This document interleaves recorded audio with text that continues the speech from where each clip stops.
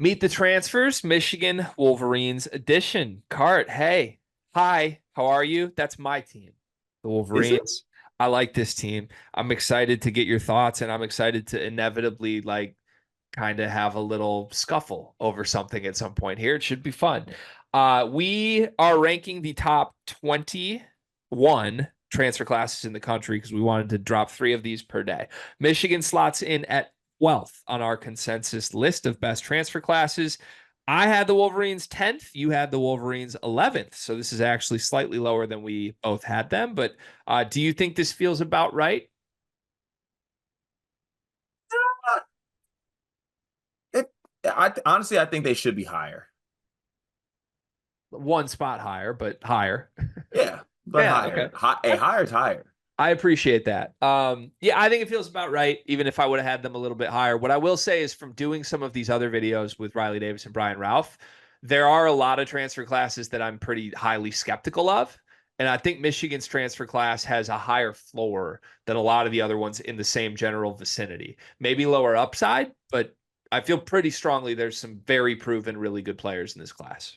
Yeah, and the one thing about it is and this is obviously this is a new segment and a new exercise. And we kind of like factor in different things, but the one thing that I don't know if we put into play as much is the point that you just made. Like part of this transfer class isn't just for now. We're looking at multi-year guys. Danny Wolf, multiple years. Sam Walters, multiple years. Roddy Gale, multiple years. Trey Donaldson, multiple years. Is Ruben Jones a multi-year guy? No, Ruben Jones has one left, I believe. Okay, so outside of Ruben, but my point kind of stands here. It's like there are some multi-year guys where like we could look at it and like you take some of the guys that are 2 years, put them in the next year's transfer class video, like it could be a whole different type situation. But obviously they wouldn't be in that because they'd be their second year. But you get what I'm kind of getting at here. I get exactly what you're saying. And again, I just recorded the Memphis video before this. Memphis in a similar ballpark. I think they ended up 3 spots lower than Michigan on our overall ranks, but um, that's because I tanked their ranking. You and Ralph have Memphis as a top 10 transfer class in the country. Hey, Dan Danger. We went through all those players. Like, I'm like, there's one guy here who's a proven good player. I think this Michigan class has three guys that we know are good college basketball players at the high major level. Maybe two at the high major for sure level, one that we want to see. The other things are question marks, but that's why they have such a high floor. And I guess we'll define what the upside is as we go. So we're going to go player by player here, give a projection for what we think their role will be in general thoughts. But first, a couple questions. Did Dusty May in year one do what he set out to do this offseason with this transfer class?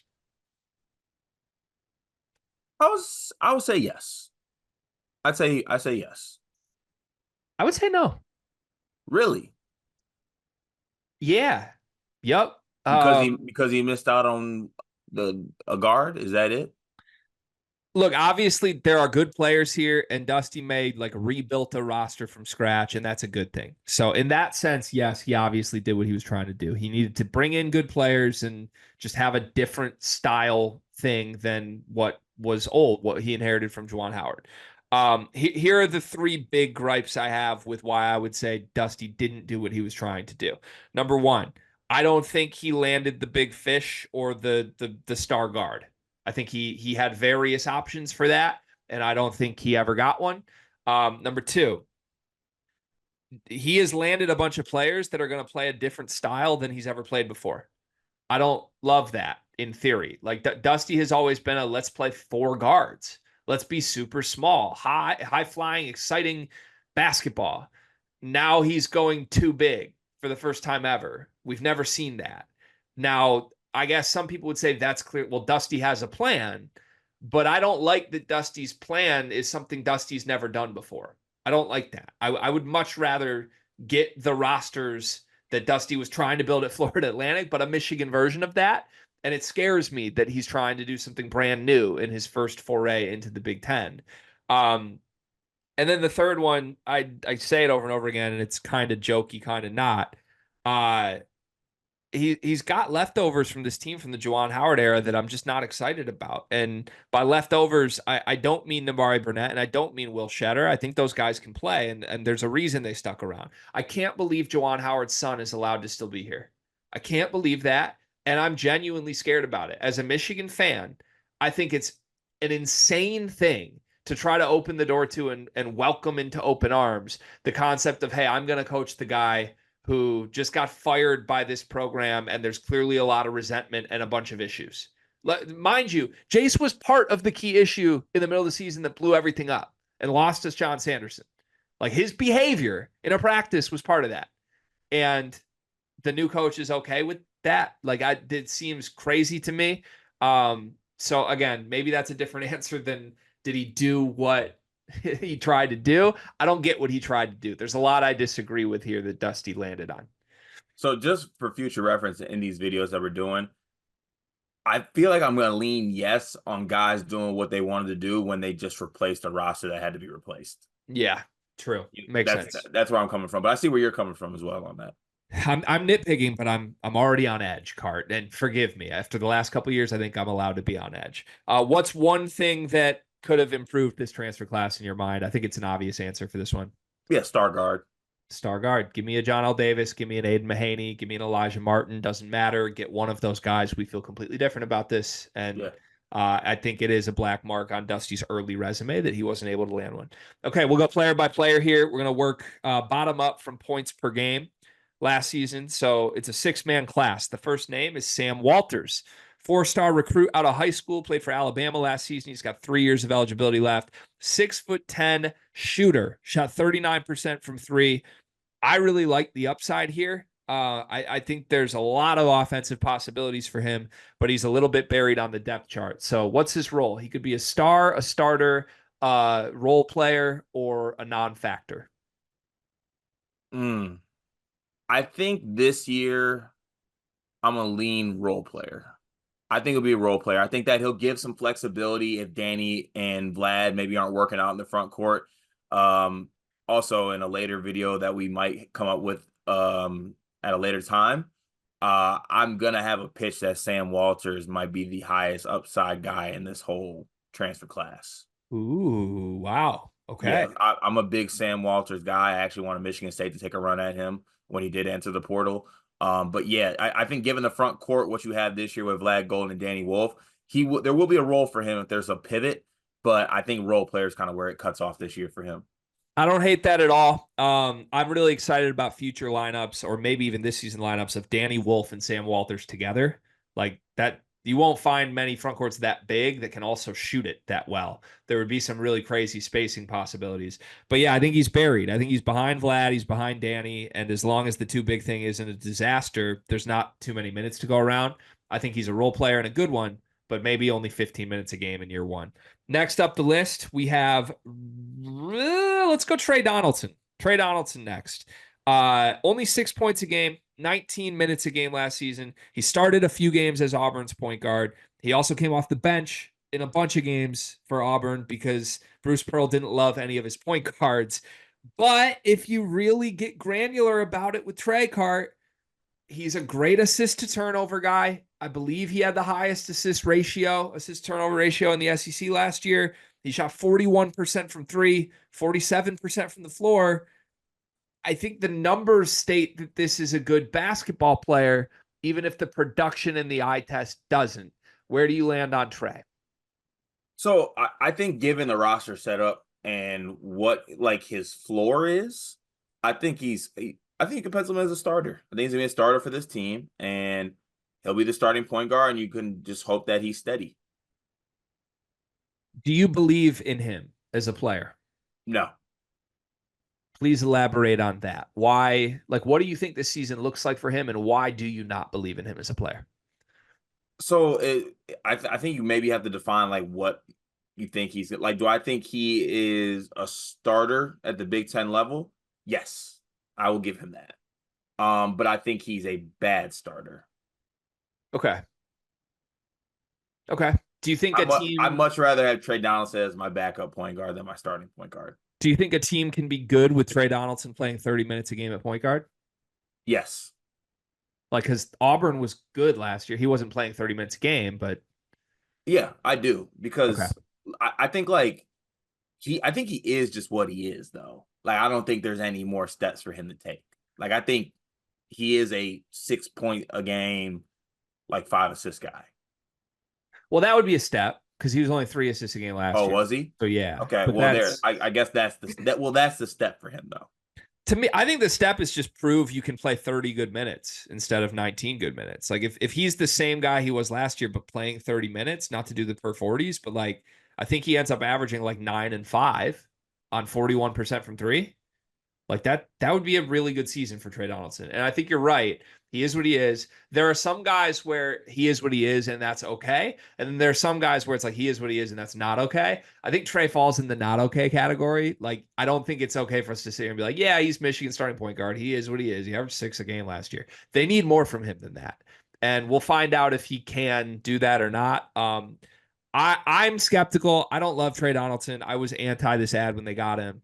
But I will say I think things have swung a little harsh on him, and this is maybe the least harsh you've been. Anytime he's come up in the past, you're pretty pointed in how much you don't like him as a player. I think he clearly brings things to a basketball team. I don't think he's a starting point guard, and we'll see how much that hurts Michigan this year.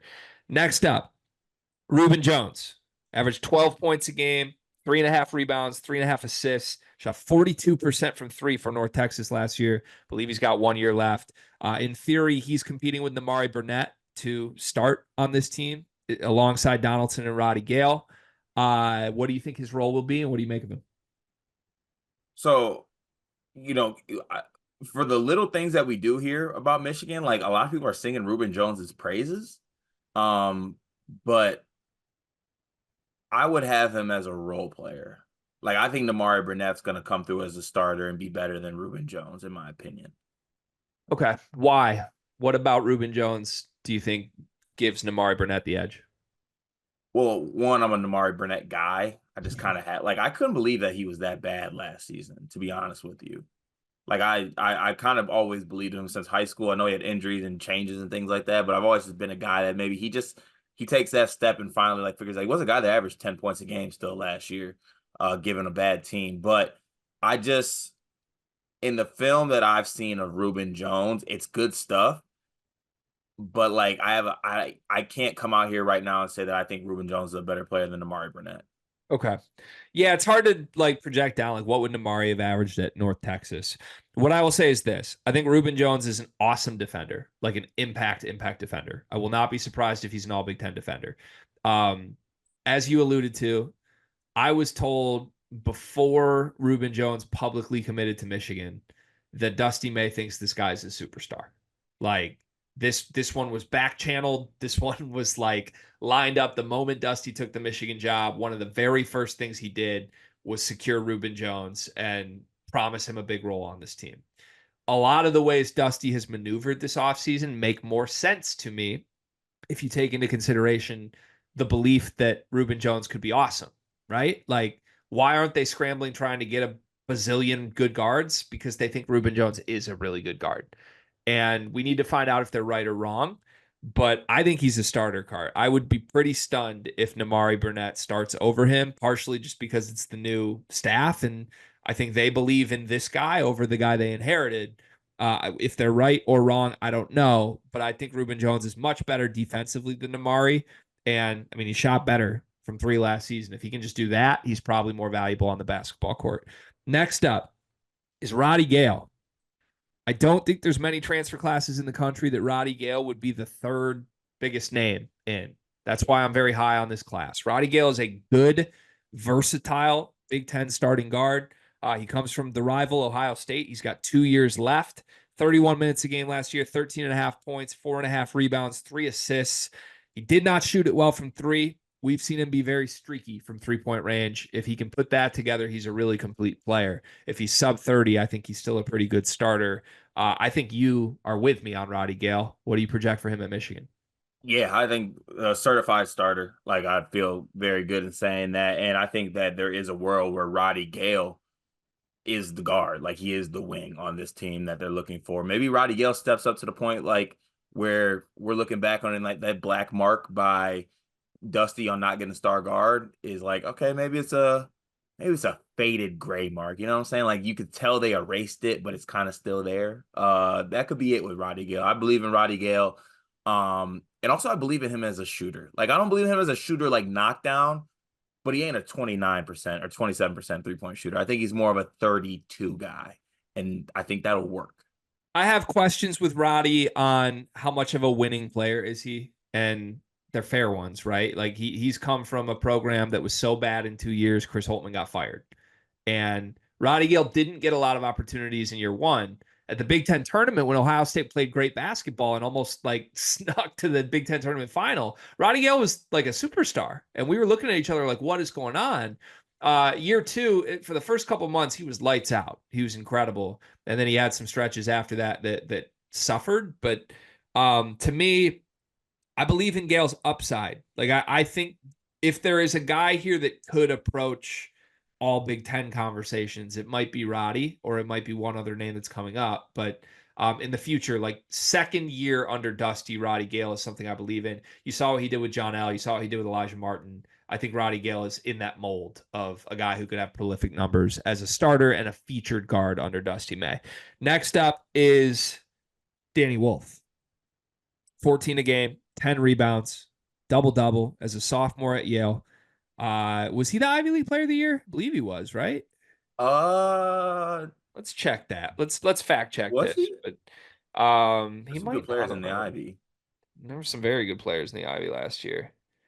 No, he was all Ivy League. I don't believe he was the Ivy League Player of the Year, but 14, 10, 2.5 assists. He's got some passing chops, shot 35% from three. He had some very good individual games. He also had some struggles against some of the better teams that they played, most notably against San Diego State in the NCAA tournament. He was 2 for 8, just 9 points. But before that, plenty of good games, a lot of 20-point games in the Ivy League. He went toe-to-toe with Hunter Dickinson against Kansas and Fog Allen. And, I mean, it wasn't anything crazy, but 11, 6, 4 blocks to go with it. I think he's one of the more skilled bigs in the country. And the sound of it is that Danny Wolf has been the best player in early Michigan practices. That's what people are saying. What do you think? Yeah, his skill set is so intriguing. It is. Also, Malik Mack was Player of the Year There we go. in the Ivy League. So that's nothing to be like you lost out to that guy as Player of the Year. But yeah, I think he's so intriguing of what he could be, because obviously as a sophomore, he was very productive and very good at the Ivy League. But there's like another level for him to reach too. Like I think that his body can transform, but the skill set is there. He has a chance to be, his skill set and his talent level is honestly first team all Big Ten level. Like if it translates and if he reaches his ceiling. But like right now, I'm just gonna stay starter level for him. Okay. I think he's a star. Cart. I'm sipping the Kool-Aid. I'm buying the maize and blue colored drinks He that could be a people star are buying. this year. That I guess I don't know. I'm gonna say yeah. I I'll define it as I think Danny Wolf will be the best player on this Michigan team in year one. Um, I'm sipping it. There are obvious defensive questions about him and Vlad together, but I don't think Dusty May even wants to play Vlad 30 minutes a game. Like I think he likes Vlad at like 22 to 25 minutes. We've seen that in his career at FAU when there wasn't another monstrous big. If Danny Wolf's awesome, Danny Wolf might play 20 minutes at center every game and then just play 10 to 15 more at the four. But I see it. I think the skill stuff's legit. This is the one guy that I would have said out of this class, like before Michigan was ever even involved, I would have thought a blue blood got Danny Wolf. Like I would have thought he goes to UNC or to Kansas or even like a Kentucky. I think he's that level player. And the fact that Michigan got their hands on a guy like that, it is the one big question because Dusty's never played a guy at the four of this stature, but the skill stuff works. Dusty's a good offensive coach. I'm buying that he will be a star in year one and maybe an all Big Ten player.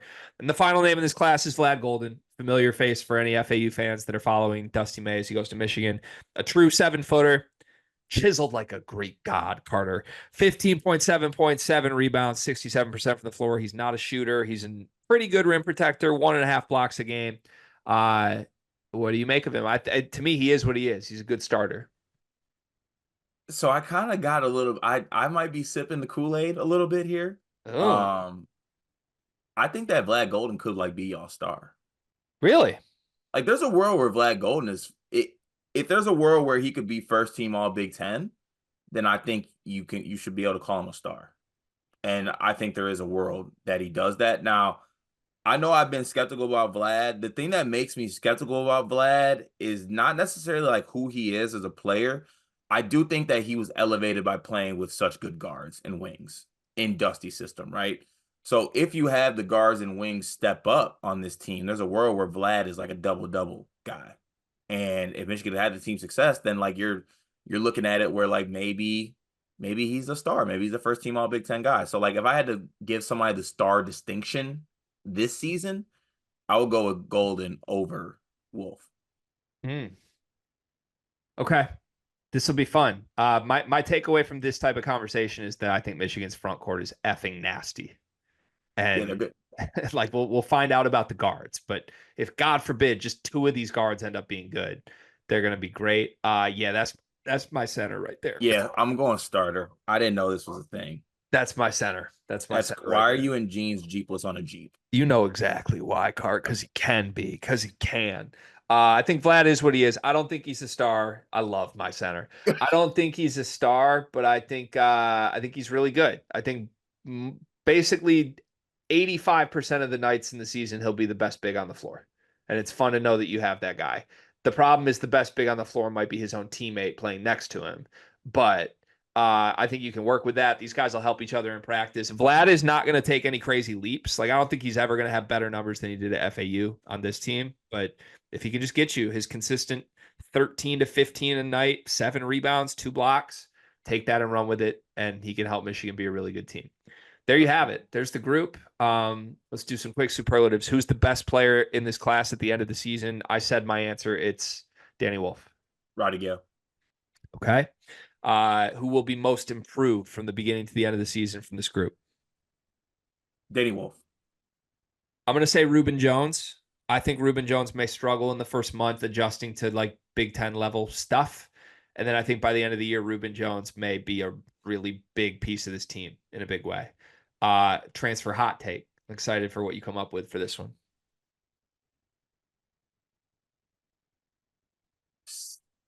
Ah. Roddy Gale All Big Ten. That's hot. Yeah. Yeah, that's really hot. I'm going to say Ruben Jones leads this team in minutes played. Oh wow. Is that good or bad?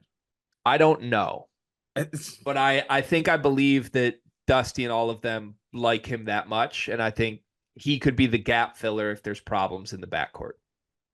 Okay, makes sense. That's hot. Okay, there you have it. There's 20 other videos in this series. Meet the transfers coming out in the next couple of weeks. Thank you for watching. Car, you know what I love about you? That I'm handsome? You're reliable. I can count on you. You know, honestly, you remind me of Aaron Henry a little bit. Remember when, like, you know, their back was against the wall, nothing was going right, and man just showed up every day. He didn't make excuses. There were no problems. There were just solutions. Sounds like me. That's you. And it also reminds me of Duncan Mechanical Solutions, because if you're looking for quality furnace repair, look no further than the heating and air experts that you can trust. Comfort and quality are their standard. They're an HVAC company that serves Northeast Indiana and Southern Michigan, whether it's heating and air conditioning, plumbing, kitchen and bath remodeling, or emergency services when you need them most. Duncan Mechanical Solutions has reliable service that you can count on. Cart, remember when your basement almost exploded? I remember when my basement almost exploded. I remember when my furnace itself was acting funny. I remember when my AC was acting funny. I wish I had Duncan in my back pocket. I wouldn't have to worry about it. Yeah, I mean, I've never been anywhere in northern Indiana or southern Michigan that hasn't been perfectly cool or perfectly warm, depending on when the day called for. And that's because of Duncan Mechanical Solutions. They are the presenting sponsor for the month of July. Shout out to Duncan Mechanical Solutions. Go to duncanmechanicalsolutions.com to learn more.